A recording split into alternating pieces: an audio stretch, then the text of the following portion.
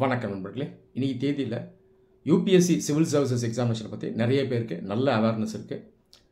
நிறைய students school படிக்கும் போதே எக்ஸாமினேஷன் ப்ரிப்ரேஷனை ஆரம்பிச்சிடுறாங்க. அது இல்லாமல் எக்ஸாமினேஷனுக்கு சின்சியராக சீரியஸாக ப்ரிப்பேர் பண்ணுற நிறைய கேண்டிடேட்ஸ் இருக்காங்க. ஆனாலும் இன்றைக்கி பெரும்பாலான சீரியஸ் சின்சியர் ஆஸ்பிரன்ஸ்க்கு இருக்கக்கூடிய பிரச்சனை என்னென்னு பார்த்தீங்கன்னா, இவங்க ஒரு விதமான மன உளைச்சலில் இருந்துகிட்டே இருக்காங்க.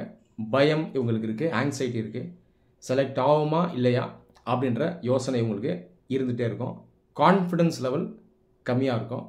பல பேர் சொல்கிறத காதில் வாங்கிட்டு இதுதான் எக்ஸாம் அப்படின்னு முடிவு பண்ணி வச்சுருப்பாங்க. இந்த மாதிரி அவங்க மைண்ட் ரெஸ்ட்லெஸ்ஸாக இருக்கிறதுனால அவங்களால கடைசி வரைக்கும் செலக்ட் ஆக முடியாமல் போயிடுது. இந்த பிரச்சனையில் இன்றைக்கி நிறைய சீரியஸ் ஆஸ்பிரன்ஸ் அஃபெக்ட் ஆகிருக்காங்க. இதை பற்றி நம்ம சேனலில் இதுக்கு முன்னாடி நான் நிறைய முறை பேசியிருக்கேன். ஆனாலும் இந்த பிரச்சனையை பற்றி மறுபடியும் நான் பேசணும் அப்படின்னு நினச்சேன். அதனால தான் இப்போ நான் உங்ககிட்ட பேசியிருக்கேன். இப்போது இந்த மாதிரி பிரச்சனை ஏன் சீரியஸ் சின்சியர் கேண்டிடேட்ஸ்க்கு வருது, இதை நான் எக்ஸ்பிளைன் பண்ணுறேன். இதுக்கு ஒரு முக்கியமான காரணம் என்னன்னு பார்த்தீங்கன்னா, இது ஒரு பேசிக் ரீசன் தான். இதை நான் என்னன்னு சொல்கிறேன், இதை கேட்கும்போது உங்களுக்கு ஆச்சரியமாக இருக்கும். ஆனால் இதுதான் உண்மை. பெரும்பாலான சின்சியர் சீரியஸ் கேண்டிடேட்ஸ் இவங்களுடைய மைண்ட் செட் நீங்கள் உத்து பார்த்தீங்கன்னா, இவங்க யாருமே இந்த ஐஏஎஸ் எக்ஸாமினேஷனை ரியாலிட்டி என்ன அப்படிங்கிறத வச்சு பார்க்கல. இதை ஒரு மாயையாக பார்க்குறாங்க, மித்தாக பார்க்குறாங்க, லாஜிக்கலாக பார்க்கல, ரேஷனலாக பார்க்கல. இன்னும் சிம்பிளாக சொல்லணும்னா, ஒரு சராசரி மனிதர் இவர் எப்படி இந்த உலகத்தில் இருக்க விஷயங்களை லாஜிக்கலாக பார்ப்பாரோ ரேஷனலாக பார்ப்பாரோ, இதை கம்பேர் பண்ணும்போது இந்த கேண்டிடேட்ஸினுடைய அந்த மைண்ட் செட் எப்படி இருக்குன்னு பார்த்தீங்கன்னா, ரேஷ்னலாக இல்லை. ஐஏஎஸ் எக்ஸாம்னு வரும்பொழுது ஒரு சராசரி மனிதரை கம்பேர் பண்ணும்போது இந்த ஆஸ்பிரன்ஸுடைய அந்த அறிவு சார்ந்த சிந்தனை ரொம்பவே கீழே இருக்குது. இதுதான் உண்மை. என்ன இருந்தாலும் இப்படி சொல்கிறாரு, நீங்கள் கோவப்படலாம். ஆனாலும் இதுதான் உண்மை. இதை கன்ஸ்ட்ரக்டிவாக எடுத்துங்க, பாசிட்டிவாக எடுத்துங்க. உங்களுடைய நலனுக்காக சொல்கிறேன், இதை அஃபென்சிவாக எடுத்துக்காதீங்க. சரி, எதை வச்சு நான் அதை சொல்கிறேன்? இப்போது சிவில் சர்வீசஸ் எக்ஸாமினேஷன் இதை ஏன் கவர்மெண்ட் கண்டக்ட் பண்ணுறாங்க? இந்த சிவில் சர்வீசஸ் தான் நாட்டினுடைய ஸ்டீல் ஃப்ரேம். இதை பெர்மனன்ட் எக்ஸிக்யூட்டிவ்னு சொல்லுவாங்க. அரசுகள் மாறலாம், ரூலர்ஸ் மாறலாம், பொலிட்டிக்கல் லீடர்ஸ் மாறலாம். ஆனாலும் இந்த ஸ்டீல் ஃப்ரேமான சிவில் சர்வீஸ் கண்டினியூ ஆகிட்டே இருக்கும். காரணம் என்ன? இந்த நாட்டினுடைய மக்களுக்கு தொடர்ந்து ஒர்க் பண்ணுறது இந்த சிவில் சர்வீசஸ் தான். இந்தியன் கான்ஸ்டியூஷனில் இருக்கக்கூடிய அந்த பிரின்சிபிள்ஸ், வேல்யூஸ் இதெல்லாம் நிலைநாட்டுறது அல்டிமேட்டாக இந்த சிவில் சர்வீசஸ் தான். அப்போ யோசிச்சு பாருங்கள், நாளைக்கு ஒரு சிவில் சர்வெண்ட்டாக ஆகணும் அப்படின்னு நினைக்கக்கூடிய ஒரு பையனோ பொண்ணோ எப்படி இருக்கணும்? குறைஞ்சபட்சம் அட்லீஸ்ட் 1% ஆகுது ஒரு சராசரி மனிதரை கம்பேர் பண்ணும்போது இன்னும் லாஜிக்கலாக இருக்கணுமா, இன்னும் ரேஷனலாக இருக்கணுமா, இன்னும் கான்ஃபிடண்ட்டாக இருக்கணுமா, மூட நம்பிக்கைகளை நம்பாமல் இருக்கணுமா? ரைட்டா இல்லையா? ஆனால் இன்றைக்கி இருக்கக்கூடிய 95% சீரியஸ் ஆஸ்பிரன்ஸ் பார்த்தீங்கன்னா இது அப்படியே ரிவர்ஸாக நம்மளால் பார்க்க முடியுது. சராசரி நபரை கம்பேர் பண்ணும்போது அறிவு சார்ந்த சிந்தனை, logical thinking, rationality, reality observe பண்ணுறது, இது எல்லாமே இந்த எக்ஸாமினேஷன் வரும்போது, மற்ற விஷயத்தில் சொல்ல எக்ஸாமினேஷன் வரும்போது ரொம்பவே இவங்க குன்றி இருக்காங்க. இதை ஒரு எக்ஸாம்பிளோட நான் எக்ஸ்பிளைன் பண்ணுறேன். இது உங்களுக்கு இன்னும் பெட்டராக புரியும். சில மனிதர்கள் பார்த்தீங்கன்னா தவறான விஷயத்த பண்ணுவாங்க. திருட்டு, கொலை, இந்த மாதிரி விஷயங்களை பண்ணுவாங்க. கண்டிப்பாக இந்த மாதிரி விஷயங்கள் தப்பானது, அதுக்கு நான் சப்போர்ட் பண்ணல. எக்ஸாம்பிளுக்காக சொல்கிறேன். ஒரு திருட்டு பண்ணுற ஒரு நபர், அவர் ஒரு சிறந்த திருடனா நான் உருவாகணும்னு நினைக்கிறாருன்னு வைங்க. He wants to become a thief. சரி, இப்போது திருடனா அவர் மாறணும். நான் ஏற்கனவே சொல்லிட்டேன், இதை நான் சப்போர்ட் பண்ணல, எக்ஸ்ப்ளனேஷனுக்கு சொல்கிறேன். இப்போது ஒரு திருடனாக ஒரு மனுஷன் மாறணும்னா என்ன பண்ணணும்? சினிமாவை நம்ம இன்ஸ்பிரேஷனாக எடுத்துக்கலாமா? ஹீரோ ஒரு நல்ல தீஃபாக இருக்கார், போலீஸ்கிட்ட மாட்டல, தொடர்ந்து கொள்ளடிச்சிட்டே இருக்கார், நிறைய சொத்து சேர்த்துட்டாரு, எல்லா வசதிகளும் வந்துருச்சு, தொடர்ந்து கவர்மெண்ட்டை ஏமாத்துறாரு, நல்லா இருக்கார். இந்த மாதிரி நிறைய மூவி வந்திருக்கும். இந்த மாதிரி மூவிஸை அவர் பார்த்தா அவர் ஒரு நல்ல தீஃபாக முடியுமா? எடுத்த உடனே பார்க்கலாம், இன்ஸ்பிரேஷனுக்கு பார்க்கலாம். ஆனால் ஒரு திருடனா ஒரு ப்ரொஃபஷனல் தீஃபாக மாறணும்னு அந்த நபர் முடிவெடுத்ததுக்கப்புறம் சினிமா பார்க்குறது, பல பேர் சொல்கிறத அப்படியே மேலோட்டமாக காதில் வாங்குறது, இதெல்லாம் பண்ணிக்கிட்டு இருந்தால் திருடனா அந்த ஆளால் மாற முடியாது. கரெக்டாக? அப்போது ஒரு விஷயத்த பண்ணணும், ஒரு விஷயமா நான் மாறணும் அப்படின்னு ஒருத்தர் முடிவு பண்ணிட்டா அப்போ என்ன பண்ணணும்? ப்ராக்டிக்கலாக இறங்கிடணும், ப்ரொஃபஷ்னலாக ட்ரெயின் ஆகணும், அதுக்கு தேவையான கேரக்டர்ஸை வளர்த்துக்கணும், ஆட்டிடியூடை பில்டு பண்ணணும், பெர்சனாலிட்டியை பில்டு பண்ணணும். திருட்டு தப்பான ஒரு தொழிலாக இருந்தாலும் அதுக்கு ஒரு பெர்சனாலிட்டி இருக்குது. ஒருத்தன் தப்பான விஷயத்தை பண்ணால் கூட அதை அவன் தைரியமாக பண்ணுவான், கான்ஃபிடென்ட்டாக பண்ணுவான், பேக் ட்ராக் ஆக மாட்டான், மென்டல் ஸ்டெபிலிட்டி இருக்கும். நான் சொல்கிறது புரியுதா உங்களுக்கு? அப்போது திருடனாக ஆகணும்னு ஒருத்தன் முடிவு பண்ணிட்டான்னா என்ன பண்ணுவான்? ஏற்கனவே திருடனாக இருக்கக்கூடிய ஒரு நபர் அவர்கிட்ட ட்ரைனிங்க்கு போவான், இல்லது குறைஞ்சபட்சம் அவனே செல்ஃப் ட்ரெயின் ஆவான். கரெக்டாக இல்லையா? அப்போ அவனும் ஒரு குருவை நோக்கி போவான், அந்த குரு இவனுக்கு சொல்லி தருவார். ரைட்டா இல்லையா? எப்படி நம்ம பிக் பேக்கெட் போடுறது, அல்லது வேறு சில க்ரைம்ஸை எப்படி பண்ணுறது, ஒரு வீடை எப்படி பர்கிள் பண்ணுறது, இதெல்லாம் ஒரு எக்ஸ்பர்ட் கிட்ட அல்லது அந்த திருட்டு சம்மந்தமான நாலேஜ் இருக்கக்கூடிய ஒரு நபர்கிட்ட அவன் லேர்ன் பண்ணுவான். ரைட்டா இல்லையா? இல்லை குறைஞ்சபட்சம் அவன் செல்ஃப் ட்ரைனிங்காக இருக்கணும், செல்ஃப் லேர்னிங் பண்ணணும். ரைட்டா? இப்போ இதை பண்ணுறதுக்கு பதிலாக திருட்டை மையமாக வச்சு எடுக்கப்பட்ட சினிமாவை பார்க்குறது, அல்லது திருட்டு வேலையை பண்ணுற நிறைய பேர் பேசுகிறத மேலோட்டமாக கேட்குறது, ஷார்ட்கட் கேட்குறது, டிப்ஸாக கேட்குறது. ஒரு வீட்டுக்குள்ளே எகிரி குதிச்சேன், 5 நிமிஷத்தில் பணம் எல்லாத்தையும் எடுத்துகிட்டு வெளியே எகிரிட்டேன், இந்த மாதிரி ஒருத்தர் பேசலாம். அதை கேட்டு இதே மாதிரி இந்த ஆள் குதிச்சா என்ன வருது? மாட்டிட்டான்னா அவன் நிலையே அதோகதியாகிடும். பிக் பாக்கெட் போடணுன்னா கூட அதுக்கு அவன் ட்ரெயின் ஆகும். நான் மறுபடியும் சொல்கிறேன், இதை நான் எக்ஸாம்பிளுக்கு சொல்கிறேன். திருட்டு அப்படின்றது ஒரு தவறான ஒரு ஆக்டிவிட்டி. சரி, இப்போது இதுதான் நீங்கள் புரிஞ்சுக்கணும்.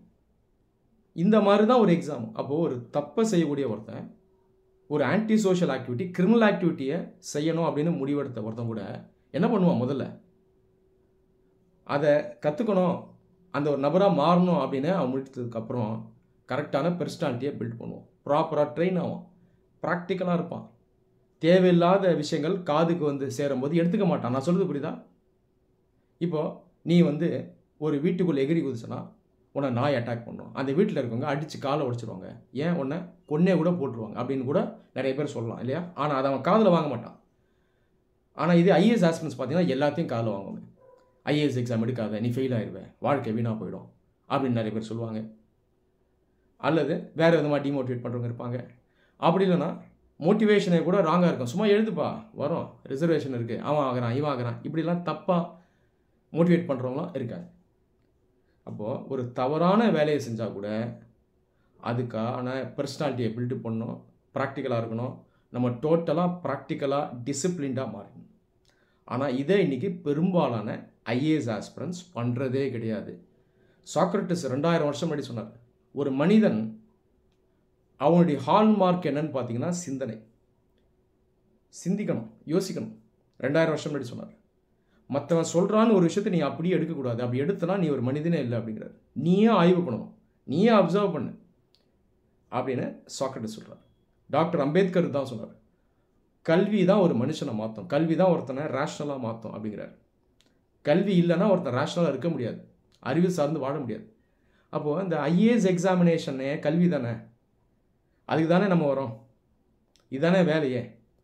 அம்பேத்கரை தான் சொன்னார், சாக்ரட்டிஸை தான் சொன்னார். அப்போ இதுக்குன்னு நாம் ரேஷ்னலாக இல்லாமல், லாஜிக்கலாக இல்லாமல், நம்மளே மதிக்காமல், சுய அறிவை வளர்த்துக்காமல், பல பேர் சொல்கிறத மேலோட்டமாக கேட்டுட்டு, எக்ஸாமினேஷனை தப்பாக புரிஞ்சுக்கிட்டு, லோ கான்ஃபிடன்ஸை பில்டு பண்ணி, இன்ஃபீரியாரிட்டி காம்ப்ளெக்ஸை பில்டு பண்ணி, அதே நேரத்தில் அரகன்ஸை பில்டு பண்ணி, குறுக்கு வழி மூலமாக, ஷார்ட்கட் மூலமாக நம்ம எக்ஸாமினேஷனை கிளியர் பண்ணணும் அப்படின்னு நம்ம நினச்சோன்னா கண்டிப்பாக நம்மளால் கிளியர் பண்ண முடியாது. இப்போ உங்களுக்கு இது நல்லாவே புரிஞ்சிருக்கும் அப்படின்னு நான் நினைக்கிறேன். அந்த தீஃபாக மாற முடிவெடுத்த ஒருத்தர் அட்வைஸ் பண்ணலாம், ரீபாக் ஷூ போட்டு நைட்டில் ஓடு, உன்னை போலீஸ் விரட்டி உன்னை கேட்ச் பண்ண முடியாது அப்படின்னு ஒருத்தர் சொல்லலாம். அதை ஏற்றுப்பா, நான் கண்டிப்பாக ஏற்ற மாட்டேன், போயாமா வேகமாக ஓடுறதுக்கு எனக்கு முடிஞ்சால் கற்றுக் கொடு, ஷூவை போய் மாற்ற சொல்கிறேன்னு சொல்லுவானா இல்லையா?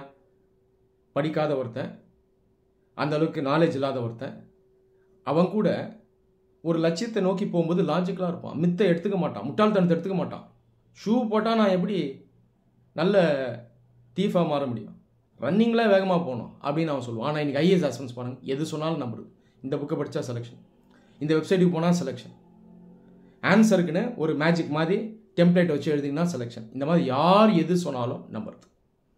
இதுதான் நீங்கள் நிறைய பேர் பண்ணுற மிகப்பெரிய தவறாக இருக்குது. அப்போ பெர்சனாலிட்டி இழந்துடுறாங்க. ஒரு மனுஷன் யார் அப்படிங்கிறத அவனுடைய பெர்சனாலிட்டி தான் டிசைட் பண்ணும். நான் சொன்னது போல் ஒரு கெட்ட வழியில் ஒருத்தன் போகணும்னு நினச்சாலும் பெர்சனாலிட்டி முக்கியம். கெட்ட வழியை நான் எப்பயுமே சப்போர்ட் பண்ண மாட்டேன். இது எல்லாமே உங்களுடைய அண்டர்ஸ்டாண்டிங்க்கு நான் சொல்கிறேன். ஆனால் ஒரு நோபல் கோலை நோக்கி போகக்கூடிய ஆஸ்பிரன்ஸான நீங்கள் பெர்சனாலிட்டியை இழந்து இருக்கீங்க. தயவு செய்து பெர்சனாலிட்டியை பில்டு பண்ணுங்கள். சரியா? அதனால் எக்ஸாம் பற்றி ஐடியா இல்லை, இது என்னன்றதை நான் லேர்ன் பண்ணுறேன் அப்படின்னு நினைக்கும் போது வேணால் சோஷியல் மீடியாவுக்கு போகலாம், இன்டர்நெட்டுக்கு போகலாம். ஒரு சில பேர் சொல்கிறத மேலோட்டமாக கேட்கலாம். ஆனால் எக்ஸாமினேஷனுக்கு படிக்கணும் அப்படின்னு முடிவெடுத்தோன்னா என்ன பண்ணணும்? அந்த திருடன் எப்படி ப்ராக்டிக்கலாக இருந்தானோ, லாஜிக்கலாக இருந்தானோ, ப்ரொஃபஷனலாக கற்றுக்கணும்னு நினச்சானோ அந்த மாதிரி மாறிடணும். அதுக்கப்புறம் பல பேர் பல விஷயங்களை மேலோட்டமாக சொன்னாலும் கேட்கக்கூடாது, ஆசரவே கூடாது. கேட்டிங்கன்னா நம்ம லட்சியம் என்றைக்குமே நிறைவேறாது. சொல்கிறது புரியுதா? ஒரு சிஸ்டம் கீழே இருங்க, டீச்சரோ மென்டரோ அகாடமியோ. அவங்க ஃப்ரீயாக இருக்கலாம், பெய்டாக இருக்கலாம், அது பிரச்சனை இல்லை. அவங்க ப்ராப்பராக டெடிக்கேட்டடாக சொல்லித்தரணும். நீங்களும் அவங்கள மதித்து ப்ராப்பராக லேர்ன் பண்ணணும். இதை நான் எப்பயுமே ஸ்டூடெண்ட்ஸ்க்கு சொல்லுவேன். ஸோ இப்படி தான் நீங்கள் லேர்ன் பண்ணணும். ஒரு வேளை செல்ஃப் ஸ்டடி பண்ணிங்கன்னா கூட முதல்ல சில ஸ்ட்ரகிள்ஸ் இருந்தால் கூட நீங்களே ப்ரீவியஸ் இயர் கொஷின் எடுத்து பார்க்குறது, சிலபஸை பார்க்குறது, பேசிக்கான புக்ஸை வாங்கி அதை லேர்ன் பண்ண ஆரம்பிக்கிறது. இதை பண்ணும்போதே நமக்கே தெரிஞ்சிடும் எக்ஸாமினேஷன் எப்படி ஒர்க் ஆகுது அப்படின்றது. நான் சில கேண்டிடேட்ஸ்க்கு சொல்வேன், நீங்கள் எந்த ஒரு அகாடமிக்கு போகலன்னா கூட, எந்த ஒரு டீச்சர் கீழே நீங்கள் படிக்கலாம் கூட, தடுமாறி நீங்களே இந்த ப்ரீவியஸ் இயர் கொஷின் புக்ஸ் இதெல்லாம் எடுத்து பார்த்து நீங்கள் எக்ஸாம் ப்ரிப்பேர் பண்ணிங்கன்னா குறைஞ்சது ஒரு 5வது அட்டம்ப்டில் குறைஞ்சது நான் சொல்கிறேன் கண்டிப்பாக செலெக்ஷன் வந்துடும் அப்படின்னு நான் சொல்லுவேன். காரணம் என்ன? இதுதான் உண்மை. ஒருவேளை குருவே இல்லைனா கூட நீங்கள் லாஜிக்கலாக இருக்கீங்க, ரேஷனலாக இருக்கீங்க, ப்ராக்டிக்கலாக இருக்கீங்கன்னா நீங்களே கொஞ்சம் கொஞ்சமாக நாலேஜ் ஸ்கில்ஸை வளர்த்துப்பீங்க. ஆனால் நீங்கள் வேகமாக அவசரப்பட்டு ஷார்ட்கட்டாக டிப்ஸாக மேஜிக்காக சில விஷயங்களை பண்ணணும்னு நினச்சிங்கன்னா அது எப்பயுமே நிறைவேறாது. அதனால் அதை கரெக்டாக புரிஞ்சுங்க. அதனால் நான் சொன்னது போல் உங்களுடைய மைண்ட் செட்டை மாற்றணும், பெர்சனாலிட்டியை பில்டு பண்ணணும், ரேஷ்னலாக இருக்கணும். அப்போ ஒரு சராசரி மனிதருக்கு இருக்கக்கூடிய அந்த மைண்ட் செட்டை விட உங்களது பெட்டராக இருக்கும். மனிதர்கள் எல்லாம் ஒன்று தான். இங்கே நான் சராசரின்னு சொல்லும்போது சிவில் சர்வன்ஸாக ஆக விரும்பாமல் இருக்கவங்க. இப்போ இவங்களை விட உங்களுக்கு லாஜிக் அதிகமாக இருக்கணும், ரேஷ்னல் திங்கிங் அதிகமாக இருக்கணும், உங்களுடைய இன்டெலெக்சுவல் திங்கிங் அதிகமாக இருக்கணும், குறைஞ்சபட்சம் ப்ராக்டிக்கலாவது இருக்கணும் மற்றவங்கள விட. ஆனால் இன்றைக்கி இது எல்லாத்துலேயுமே சராசரி மனிதரை விட ஐஏஎஸ் ஆஸ்பிரன்ட்ஸ் குறைஞ்சிருக்காங்க. ஒரு 3ஆம் கிளாஸ் படித்த ஒரு நபரை விட இவங்க இதிலெல்லாம் கீழே இருக்காங்க. நான் மறுபடியும் சொல்கிறேன், இதை கன்ஸ்ட்ரக்டிவாக எடுத்துங்க, பாசிட்டிவாக எடுத்துங்க. ஒரு டீச்சராக இதை எனக்கு சொல்ல வேண்டிய கடமை இருக்குது. சரியா? இன்றைக்கி நிறைய சேலஞ்சஸ் இருக்குது ஐஏஎஸ் ஆஸ்பிரன்ட்ஸ்க்கு. அன்ஃபார்ச்சுனேட்டாக இன்றைக்கி இன்டர்நெட்டில் ஓவர்லோட் ஆஃப் இன்ஃபர்மேஷன் இருக்குது. ஸ்டூடெண்ட்ஸ் பார்த்திங்கன்னா நிறைய பேர் அவசரப்படுறாங்க, அவங்க நிதானம் இல்லை, வேகமாக எக்ஸாமினேஷனில் செலக்ட் ஆகணும்னு நினைக்கிறாங்க. ஸோ இதெல்லாம் மாற்றணும். அதே நேரத்தில் இந்த டீச்சிங் கோச்சிங் ஃப்ரெட்டர்னிட்டி இதில் ஒரு சில பேர் ஸ்டூடெண்ட்ஸ்க்கு வந்து ப்ராப்பராக கைட் பண்ண மாட்டாங்க. இதுவும் நடக்குது. இந்த பிரச்சனைகள் எல்லாம் ஒன்று சேரும்போது இந்த ஸ்டூடெண்ட்ஸ் அஃபெக்ட் ஆகிடுறாங்க. அவங்களால இந்த விஷியஸ் சைக்கிள்லேருந்து வெளியே வர முடியல. ஓகே, அதனால் உங்களை நீங்கள் தான் காப்பாற்றணும். You are your best friend, you are your philosopher, you are your Xavier. அதில் உங்கள் மேலே நம்பிக்கை வைங்க, ப்ராக்டிக்கலாக இருங்க, லாஜிக்கலாக இருங்க. இன்னொரு மனிதனுடைய வார்த்தைக்கு சிந்தனைக்கு நம்ம பிளைண்டாக அடிமையாகக்கூடாது. புரியுதா நான் சொன்னது? சாக்ரட்டிஸ் சொன்னார் இல்லையா, நமக்கு அட்வைஸ் பண்ணுறவங்க, ஹெல்ப் பண்ணுறவங்க நல்ல எண்ணத்தில் சொல்லலாம், ஆனால் அவங்களுடைய எக்ஸ்பீரியன்ஸை சொல்லுவாங்க, அது நமக்கு ஃபிட் ஆகாது. அவங்களுடைய எக்ஸ்பீரியன்ஸில் சக்ஸஸை பார்த்துக்கலாம், ஃபெயிலியரை பார்த்துக்கலாம். ஒருத்தருடைய பாதையும் வேறு, அவங்களுடைய நாலேஜ், ஸ்கில், அவங்க ஃபேஸ் பண்ண ஸ்ட்ரகிள், அதுலேருந்து அவங்க மீண்டு வந்தது எல்லாமே வேறு வேறு மாதிரி இருக்கும். எல்லாத்தையும் தாண்டி இந்த எக்ஸாமினேஷன் பார்த்தீங்கன்னா ஒரு சில பேரால் தான் உங்களுக்கு ப்ராப்பராக கைட் பண்ண முடியும். ஒருவேளை ஒரு சீனியர்கிட்ட, அதாவது செலக்டான ஒரு நபர்கிட்ட நீங்கள் படிக்கணும்னு நினச்சா கூட அவருடைய கம்ப்ளீட் ப்ராப்பர் கைடன்ஸில் இருக்கணும். அவரும் உங்களுக்கு தொடர்ந்து கைட் பண்ணணும். இங்கே எதுவுமே நான் சொன்னது போல் பிளைண்டாக மேலேருந்து கீழே வரக்கூடாது, அட்வைஸாகவோ டிப்ஸாகவோ வரக்கூடாது. ரைட்டா? ஸோ இந்த வீடியோ உங்கள் எல்லாருக்கும் ஹெல்ப்ஃபுல்லாக இருந்திருக்கும்னு நம்புகிறேன். நான் சொன்ன விஷயங்களை மனசில் வச்சுக்கிட்டு லைஃப்பில் ஒரு மாற்றத்தை கொண்டு வாங்க. கண்டிப்பாக இந்த எக்ஸாமினேஷனை நீங்கள் கிராக் பண்ணலாம். Wish you all the best. நன்றி.